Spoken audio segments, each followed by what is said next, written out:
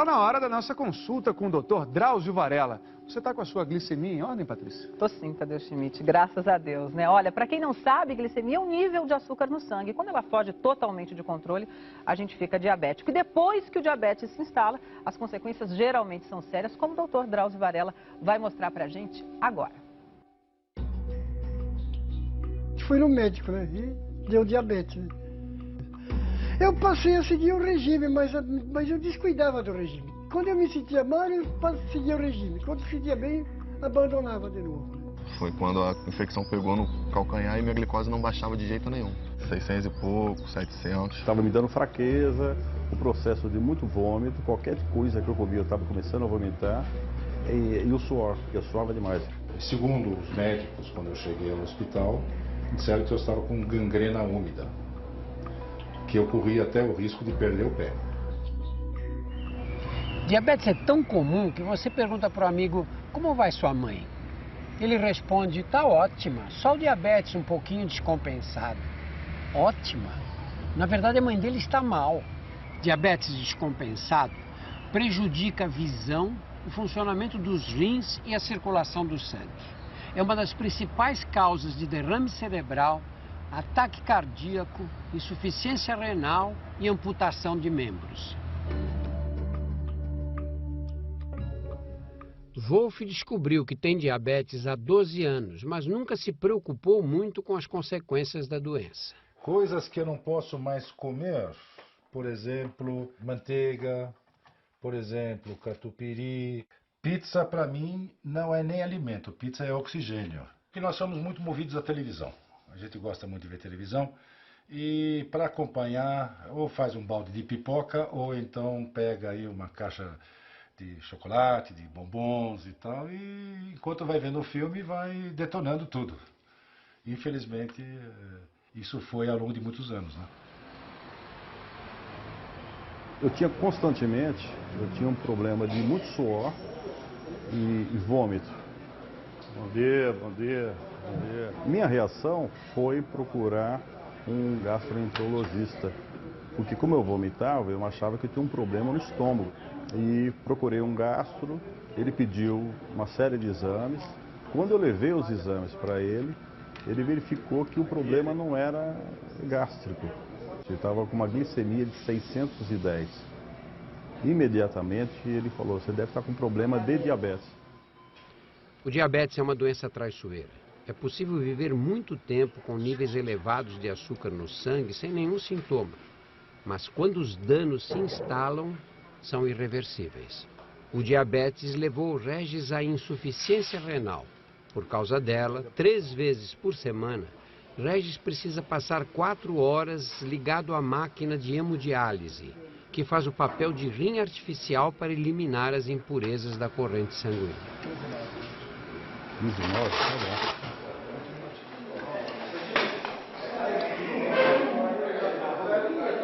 Quando você descobriu que estava com diabetes?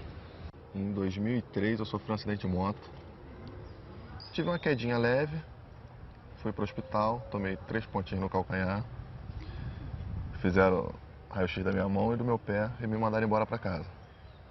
5 dias depois eu tive uma parada respiratória dentro de casa. Em casa? É. Aí dei entrada novamente no hospital. Aí constataram que meu pâncreas tinha sido fissurado e uma parte do meu rim tinha sido esmagada.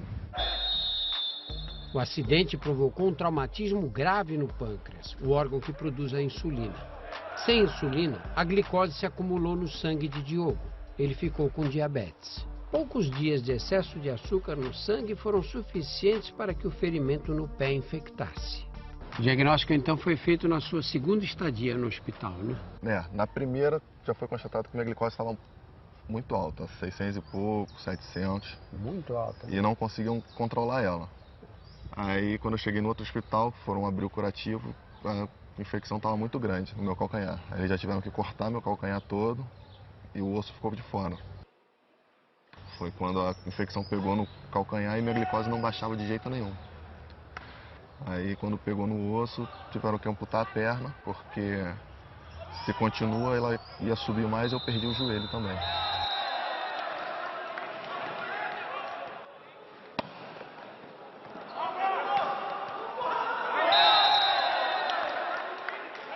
A perda de sensibilidade nos pés é um problema sério no diabetes. A pessoa se machuca e nem percebe, porque o excesso de açúcar no sangue ataca os nervos, prejudica a inervação. Se o machucado não dói, você não cuida dele. Demora para cicatrizar, infecciona. Nos casos mais graves, o pé e às vezes até a perna precisam ser amputados. Boa tarde.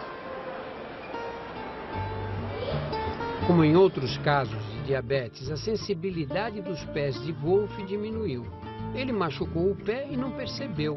A ferida não cicatrizou. Não tenho sensibilidade, eu não sinto dor. Então, se eu me machuco no pé, eu acabo achando que eu não tenho nada, porque eu não sinto dor. Eu acabei machucando o dedão esquerdo. Eu não dei muita importância, 3 dias depois a coisa realmente tinha se complicado, porque inflamou. Segundo os médicos, quando eu cheguei ao hospital, disseram que eu estava com gangrena úmida, que eu corria até o risco de perder o pé. Eu sabia de ouvir falar, de ler alguma coisa, mas eu não sabia da seriedade da coisa. Obviamente eu não sabia que era tão sério e que poderia progredir tão rapidamente.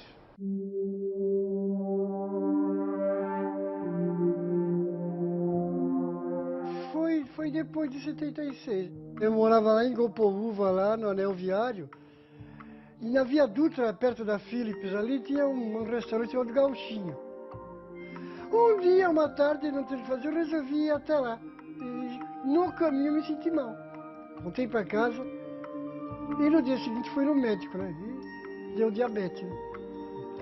Eu passei a seguir o regime, mas eu descuidava do regime. Quando eu me sentia mal, eu seguia o regime. Quando me sentia bem, abandonava de novo. Eu fui tomar café, levantei, acordei e eu não vi o copo.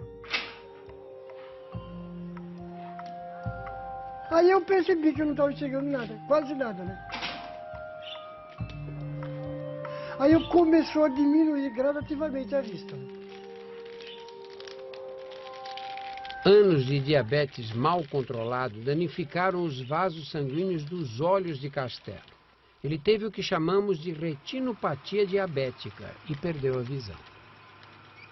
O diabetes atracou primeiramente a minha visão e realmente me causou um prejuízo danado. Por muito tempo eu fiquei praticamente sem fazer nada, né? Me aposentei, parei de trabalhar, eu não tinha condição de sair de casa sozinho, né? Eu passei um período muito complicado, principalmente o primeiro ano para mim foi um dos mais difíceis, né?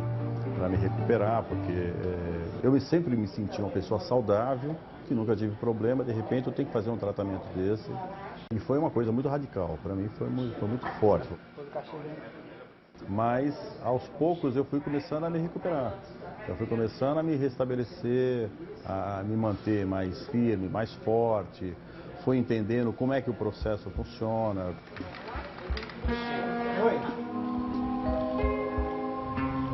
Quando a pessoa, por um acaso, tiver diabetes, ela apresenta uma diminuição da sensibilidade nas extremidades, tanto nas mãos quanto nos pés. Isso ocasiona o quê? A dificuldade de reconhecimento dos pontinhos braille, que são bem pequenos. Vaga. Não é vaga? Então, aí o processo é mais lento, mas não é impossível. A primeira linha, você já vai para a linha de baixo.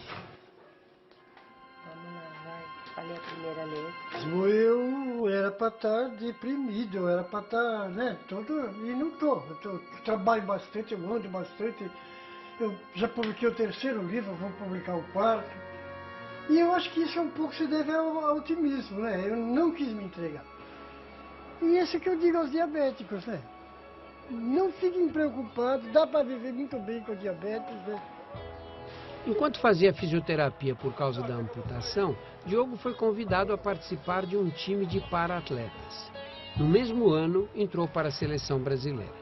Dos títulos que você já ganhou como atleta, qual foi o mais importante? Parapan do Rio, com a minha família toda assistindo, aí a gente foi campeões e conseguimos a vaga para a Paralimpíada, a primeira Paralimpíada do voleibol.